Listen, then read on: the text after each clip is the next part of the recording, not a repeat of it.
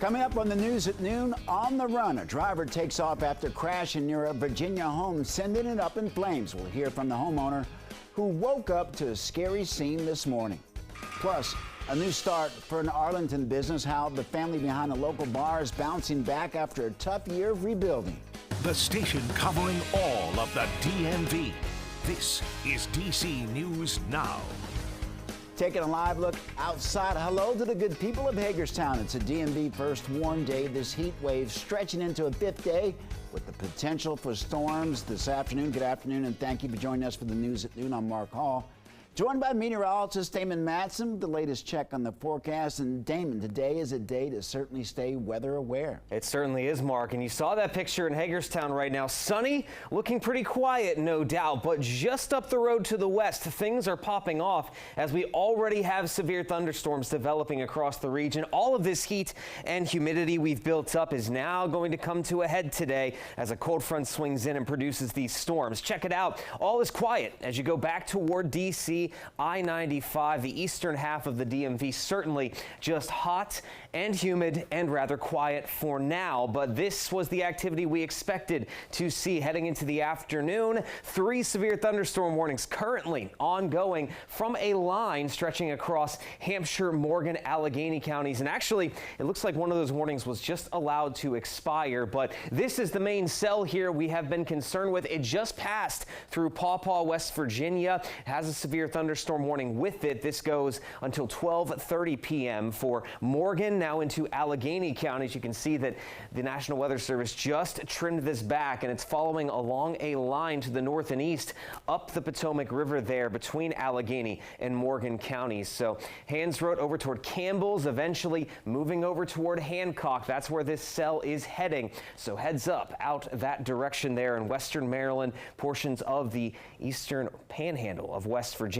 There's that cell right here down this broken line that was severe warned just about 5 minutes ago, but that warning only went until noon. So the National Weather Service has allowed that to expire. But down toward Creekvale, over toward 3 Churches, still seeing a lot of heavy rainfall, some frequent lightning going on with this as well. But here we have another severe thunderstorm warning down to the south here. This also is going until 12:30, and this is going to be crossing through Hampshire County near Cape and Bridge, also Davis Ford there, and this cell packing damaging wind gusts, some hail possible as well with this severe thunderstorm. That's what we're going to see out of any additional severe storms today. Hail, damaging winds will be the primary threat. So this activity is already ongoing out to the west, and as we move later into the afternoon, we'll see this activity move off to the east into all of the heat we have built up. So the chance for severe weather will spread then east across the rest of the DMV. We'll have to watch out for that. But after today, is there any threat for additional severe weather heading toward the weekend? We'll have a look at your full forecast here in just a bit. All right, Damon, thank you. Breaking now, we are learning new details about the man behind the manhunt happening in the district. D.C. police held a news conference just moments ago. That's where we find our Leonard and Fleming. Leonard, what are we learning? Mark, good afternoon. DC Acting Police Chief Pamela Smith gave a briefing about the escaped suspect, Christopher Haynes. She talked about the fact that he escaped yesterday after assaulting a DC police officer. Let me get you into the details here. Wednesday morning, the Capital Area Regional Fugitive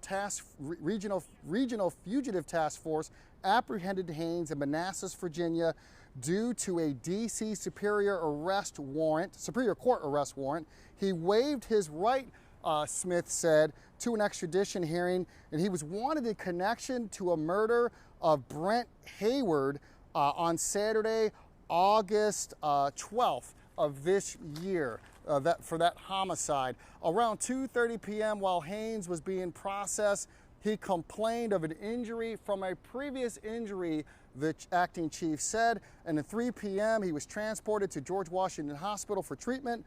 And while the officer was changing out his handcuffs, Smith said, Haynes physically assaulted the officer. And so now they are on a massive manhunt to try to find him, and they have a multi-area task force, and there's a $25,000 reward to try to find the suspect. And the chief said at the end of the press gaggle that she is confident that he will be found.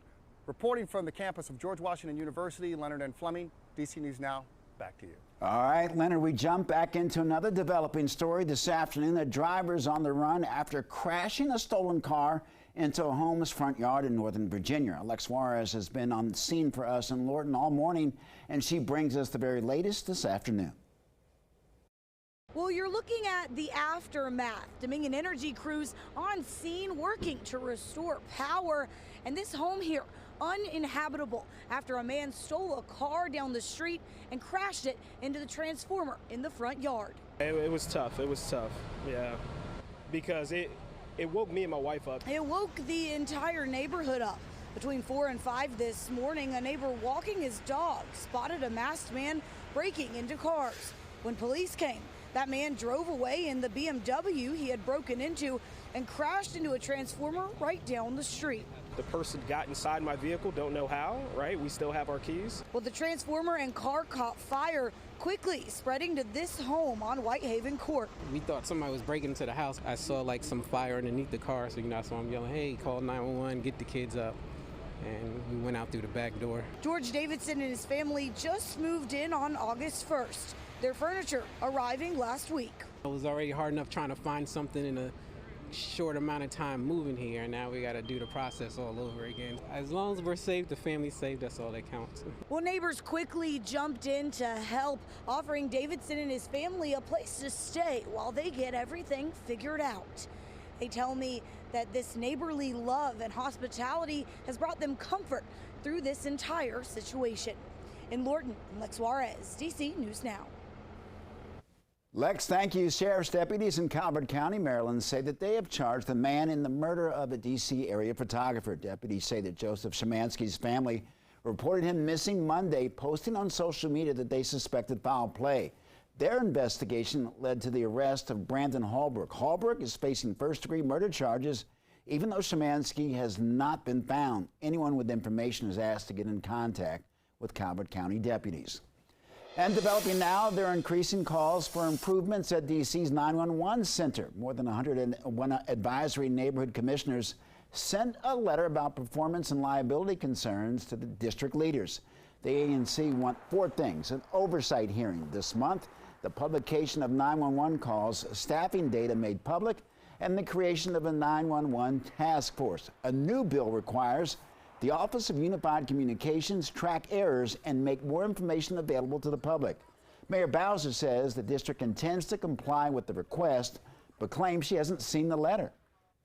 I haven't seen the letter, so I can't react to it. We are very focused with OUC on making sure they have the appropriate staff and training, and we're going to continue to do that. Meanwhile, Councilmember Brooke Pinto says that she's been in contact with the OUC director to make sure that they comply with posting data. She says a hearing on a permanent version of the emergency bill will be held October 5th. Well, this afternoon, leaders in Montgomery County are looking to make safety changes after a post-football game brawl last week. Morning anchor Tanaya Wright has more.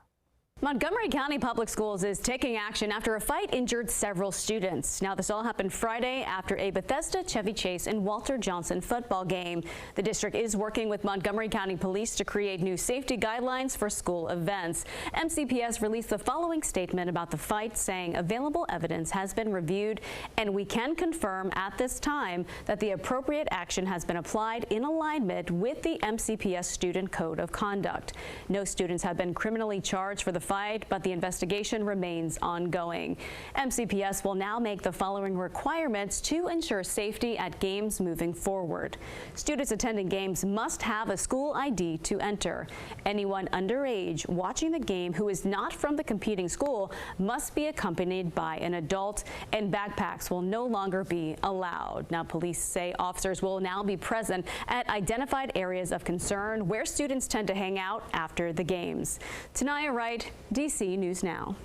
Tanaya, thank you. Celebration a year in the making. Ireland's Four Courts Pub in Arlington is opening its doors today for the first time since 14 people were injured when a car hit the building last September. And the owners of the pub held a special pre-opening party yesterday for the emergency services who responded to the crash.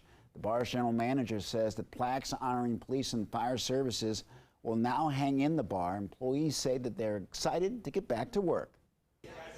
I had to pinch myself a couple of times. I've been doing so for the last couple of days. From the kitchen staff to the bartenders to the servers to the regulars that walk by. I mean, this is a family bar.